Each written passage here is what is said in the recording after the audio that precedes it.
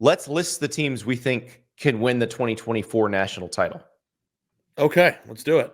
Okay, so we think Alabama, Ohio State, Georgia, those will all be playoff caliber teams, right? Feel pretty good about all three of those. I think that you automatically have to put in any team that recruits at a high enough level now. Like that is an automatic baseline. So Texas? I would put Texas just signed the number 3 class in the country. They're losing a few guys. Xavier Worthy is going to the NFL, but if Quinn Ewers comes back and Arch Manning develops, they're bringing in 4 or 5-star prospects and a boatload of top 100 players. That is a no-brainer. Yeah. All right. So that's 4. We got 4 so far. I'll throw one in there. Mm-hmm. Team that won 10 games this year and I think will be more talented next year, brings back a ton from the offense, and based on what we've seen in the transfer portal, should have a better defense. Ole Miss. Yes, and I think that Ole Miss is a type of team that 5 months ago or a year ago I would have laughed at, because I still would have looked and said, well, hey, Ole Miss is somewhere in the mid-20s in team total talent. So why that doesn't compute to me. But now when you bring in the players that are coming back, the production that they had this year from a 10-win team, and then who they brought in, I mean, Walter Nolan's coming in, like they're bringing in guys like that is, and Andy, I think that is the perfect example of why the list goes from 4 to 9. It's the Ole Misses that we would have, or I would have dismissed in the past that now have to be taken seriously. And I will put Michigan on this list again, even though they are losing all that. And honestly, I don't care if they lose Jim Harbaugh if they promote Sharon Moore. I feel like they're the same program if Sharon Moore's the head coach. So I would put them in here. Would I put Penn State in there? Talent-wise, I think I would. Sure. I don't know what they have done at receiver. I think here's another hot take. I just want to miss you, buddy. I'm going to sprinkle them on you. I think that in college football these days, maybe not so much in 2005 or 2010 and 2015, where you would just automatically assume that defensive tackle or quarterback are 2 positions that you absolutely have to have on a dominant national championship team. And I think Michigan could even disprove this hot take in less than a week. But Michigan, I think got some pretty awesome defensive tackles. No, yeah. But I'm saying what I'm trying to say is I think that if you looked at the teams that were really good this year, a lot of them, Florida State, had this, Ohio State had this before they lost, but you have to have elite level receivers. I think Texas had it. If you have elite level receivers who cannot be covered or just are game breakers, it's a very, very important thing in the college game because not everybody has them. And I think that's another one with Ole Miss. Yeah. But, you're looking at like Rome Odunze and Jalen Polk, guys who are just catching 20-yard outs and then spinning back into the middle of the field and picking up 50 more yards and getting inside the 10-yard line. Who has a player that can jump up into traffic, catch a 50-50 ball, and not only catch it, but make a play after it. And I think that this year there were more receiver talents in college football across the board than there ever have been. But I'm always a prisoner of the moment. So January is that time of year when the kids are back in school. We start to get busy again. We get back into our routines, but we're also trying to keep those resolutions. Well, there's a great way to do it with Factor meals. Chef prepared, fresh to your door, ready in 2 minutes. It's got everything you need, and these things are absolutely delicious. You grab them, take them for lunch, send them for lunch with the kids. Forget frantic lunch preps or rush dinners. Factor's 2-minute meals are your secret weapon in the new year. Fuel up fast with restaurant-quality meals, all delivered right to your door. And when things get hectic, Factor is flexible. You can change up your order every week with plans from 4 to 18 meals per week, and you can pause or reschedule your deliveries anytime. And like I said, these meals are delicious. Right now, they got the cavatappi with pork ragu, the sweet potato grits and sage chicken, the red chili beef tamale bowl with cilantro rice, or you can go gourmet plus with the roasted garlic filet mignon and shrimp. If you have dietary restrictions, they will take care of that.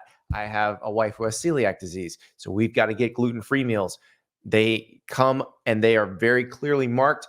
Everything that's in them, you know it. Also, for people like me who struggle with portion control, perfectly portioned, you know exactly how many calories you're eating.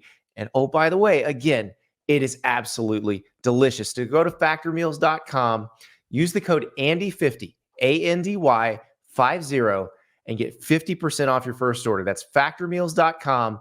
Use the code Andy50 for 50% off your first order. You will not regret it. These things are delicious. The kids will love them. You will love them. No muss, no fuss, no cooking, just eating delicious meals from Factor. What about Arizona? Well, I think that's a good one. I think that Utah with Cam Rising back also. So I think those two out of the Big 12 are really interesting. Oregon and Washington again. Washington going back into the transfer portal. We'll see with Will Rogers. Oregon's going to be very talented. Now they're all in the Oregon and Washington in the Big 10 now, so their schedules are different. It looks different. I think you're paying me $1,000. So I'm not putting USC on this list. I know. I'm not putting them on there either. If it happens, it happens. But we've already named like 9 teams. Well, I think we should get together again after after all the dust settles and we can actually look at the rosters of who people have there. It would be a fun. Let's do that. podcast. So our producer River says 10. That we just named. We just named 10 teams. You know who else we didn't name that are on that list, Andy? Who's that? LSU. I need that defense to be a lot better. I know, but I'm saying like we have to still include the teams with the talent. That's a year in, right. Year in, year out, they're going to have the level of talent required to do that. Florida State. Mizzou. Clemson. Yeah. Yep. It's going to be. Imagine? It's a brave new world. It's a brave new world. And now you don't have to be, the thing too is like now you don't even have to be perfect to get in. That's the best part too. It's like you could be flawed and like you think you know something about a team's roster. They might drop a game or two at the beginning of the year, kind of the way that Alabama did. They figure something out about a player that's on the bench or somebody gets really good. They go on this tear and they're hot at the end of the year. They're the 11 seed. Next thing you know, they're in the Final Four and they could do it. Now that's, I'm starting to sound like the theatrical version of myself. I feel like sick to my stomach, like acknowledging these things. It's almost like all of the things that we argued about for 2 years about the 12-team playoff that you're admitting I was right about. I'm not even talking about the playoff. I'm not saying I told you so, but well, actually I am. But I'm not talking about the playoff. I'm talking about the season, the free willing ability to acknowledge Ole Miss, Arizona, Utah, Oregon, Washington as legitimate national championship. And it's going to be fun watching these teams play all season. And it's also going to be fun, like you said, to watch some of these teams evolve. Because on this list of teams, by the way, we have more than 12 teams on our list now. So like some of these aren't even going to make the playoff next year. Somebody's going to lose 2 games early and then be a freaking buzzsaw at the end of the season, and nobody's going to want to see him in the playoff. Here are a few teams that we did not list that are just interesting things to talk about. But did we say Oklahoma? We didn't even say Oklahoma. They would be in that list too. Yeah. Did we say Notre Dame? No, we didn't. Not. Did we say Tennessee? Did we say Clemson? Like there are a lot of Clemson. Teams. Yeah. I said Clemson at the end.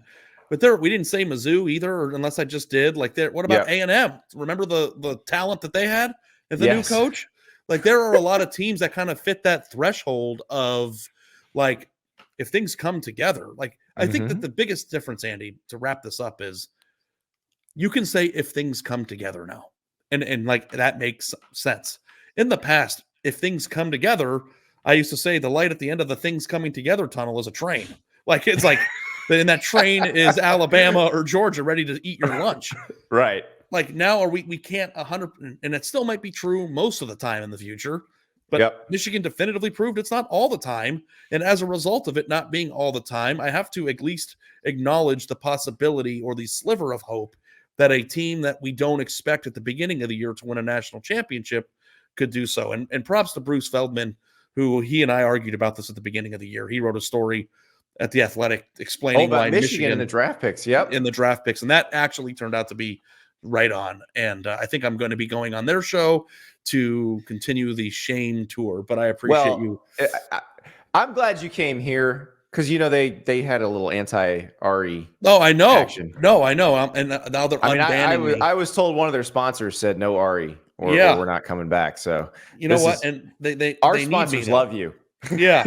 Well, I love coming on, and I always enjoy being with you. And like, listen, it's going to be a very interesting off season, and it's certainly going to be, which teams are just going to go get a quarterback that was a 3-star that turns into a Heisman finalist? Like, how many teams have done that? Like that, I mean, Washington has a Heisman finalist who does not account for their talent. Yep. And who should have won it. Did you vote for him?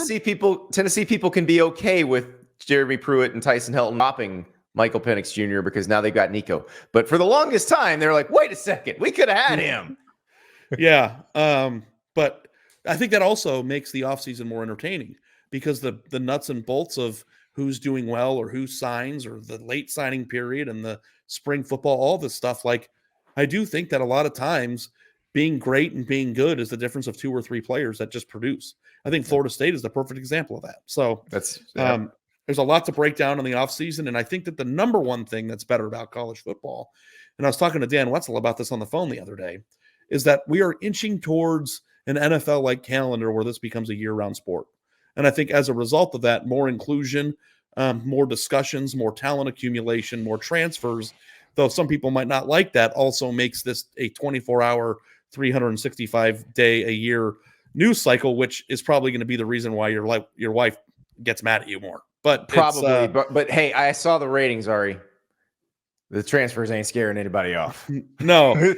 The question is, if you hate transfers and you hate NIL and you hate all the chaos that goes on behind the scenes that isn't public, is the uncomfortability of the darkness of that world worth what you're getting, which is a season like this? I think so. I also think that world is entertaining. That part of it's entertaining too. That's what we've seen the pro leagues turn that into its own sport. It is in the darkness.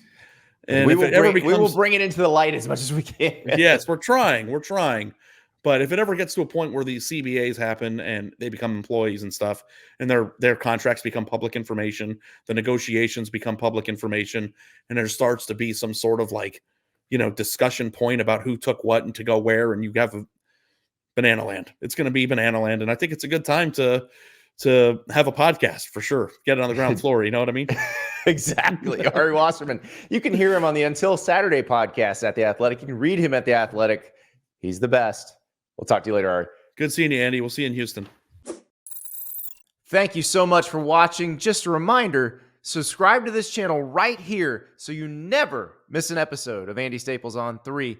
And oh, by the way, watch all the other great videos on the On3 Sports YouTube channel.